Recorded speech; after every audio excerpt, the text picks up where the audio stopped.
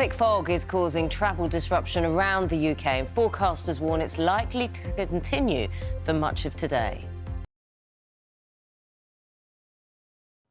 Hello. For some places, mist and fog lingered throughout Friday, causing some disruption. Some of that mist and murk lingered on into the night as well.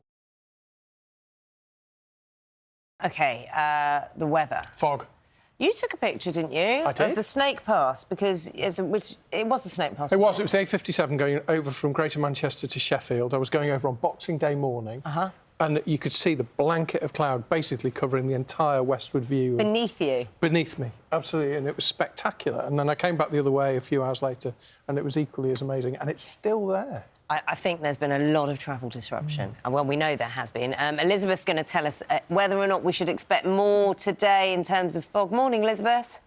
Hi, good morning, Naga. Good morning, Roger. Morning at home. Yes, there is a lot more fog around again today. It's mostly across England and Wales, and particularly towards the south. But look further north today. There is a weather front that's gradually sinking its way further southwards, and that is going to bring some changes into tomorrow. Well, I think it's fair to say that we did not get a white Christmas in the UK. Absolutely not. If you are desperate to see some winter wonderland scenes, you can take a look at the Taihang Mountains of China. Gosh. This is where people have been flocking to see the huge icicles which form at this time of year. Yeah, unsurprisingly, you'll be not surprised to know the area has a lot of water, but it is also prone to sudden drops in temperature, which helps to create these spectacular displays. That is amazing, isn't it? Beautiful. Absolutely something out of a stunning. film. But it's very cold. Very cold. You may not have had a white Christmas. There is a lot of fog. So it's going to look very misty, and visibility is going to be a problem. Elizabeth, ethereal, isn't it? Yeah, it is. Elizabeth morning. It's quite creepy. It's like a Victorian or Edwardian kind of mystery, Sherlock Holmes feel to it, doesn't it? Good morning again, Naga. Yes, that's what I thought as well. It looks like an old Victorian feel, very atmospheric here in Colchester yesterday. That's where this Weather Watcher picture comes from. And, of course, didn't really brighten up through the day, did it? The fog just lingered on, and it's likely to again today. Remember, we've got all this relatively mild, moist air.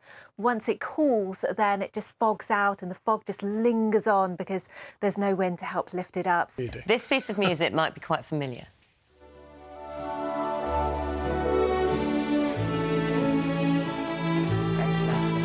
They play it at the end of the day as well, just before the last one, about 1:45 in the morning. Do you ever sleep? It nods you off, makes you nod off. It's so calming, isn't it? What's it called? It's called Sailing By. 100 years after it was first broadcast, a special anniversary edition of the Shipping Forecast is going to air this New Year's Day on BBC Radio 4. Yes, the broadcaster Stephen Fry, the round-the-world yachtswoman Dame Ellen MacArthur, she knows all about the shipping forecast, and Ruth Jones, who plays Nessa in Gavin and Stacey. Oh, what's occurring in North at Sierra? There are all some famous faces who'll recreate historical versions of the weather report to mark its centenary. It's going to be very interesting. It will be. I wonder, Elizabeth, morning to you. Do you ever listen to the shipping forecast? I mean, you're probably one of the few people in this environment here who understands it. Yes, well, I read it earlier on this morning on Radio 4. It's always a privilege, Naga. It's a joy, isn't it? It'll be really interesting to hear how others do it. I'm sure they won't do as good a job as you. We need to know about this fog, don't we? Is it lifting? Well, it will lift for some of us, I think, today, but it's really quite murky out there. Again, if you're heading out to the pub for a Twixmas drink, perhaps a Twixmas tipple, later on today, then just be aware that some of this fog is likely to linger on even into the afternoon once again. So this is Lincolnshire earlier on this morning. It's really very murky out there. Once again, it's likely to cause some travel delays. If you are out and about on the roads, then just be aware that the visibility, again, is very poor, less than 100 metres. And, of course, if you're flying somewhere, then the fog is also, again, affecting some of our major airports.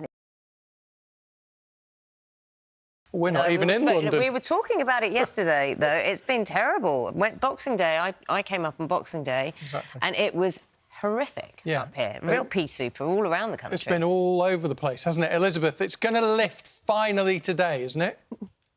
It will lift for some of us, yes, Roger, today, and it should lift across the board, I think, tomorrow. So at last we'll see some sky again for many. It's been very thick lately. But I just wanted to start off with this picture from Northumberland, actually. Bright skies here, of course. Further south is where most of the fog is. Thick fog continues to cause delays and cancellations at some of the UK's busiest international airports. It's been a day of chaos and delays at London airports as thick fog grounded planes on one of the busiest travel weekends of the year. Flights were delayed or cancelled altogether at Heathrow, Gatwick, Luton and Stansted. Temporary air traffic restrictions have been in place, with the Met Office warning patches of thick fog could reduce visibility to just 100 metres in some areas.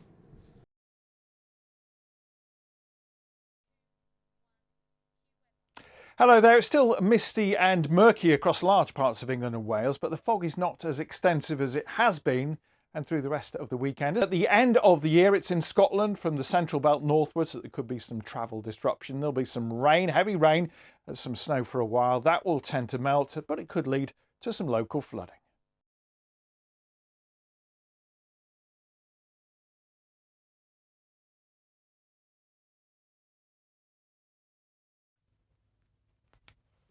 Good evening to you. Fog has been causing problems across parts of England and Wales for travel. However, the good news is as we move into tomorrow and into next week, we'll see the stagnant air lift.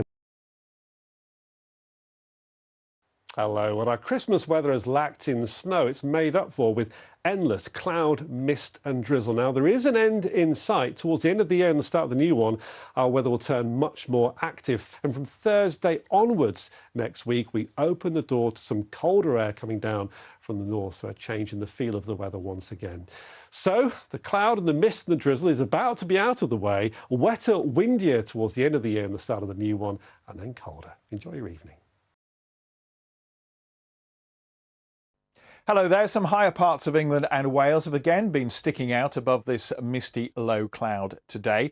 It's quite gloomy and murky and a little damp in other parts of England and Wales. The fog, though, probably not quite as extensive as it has been.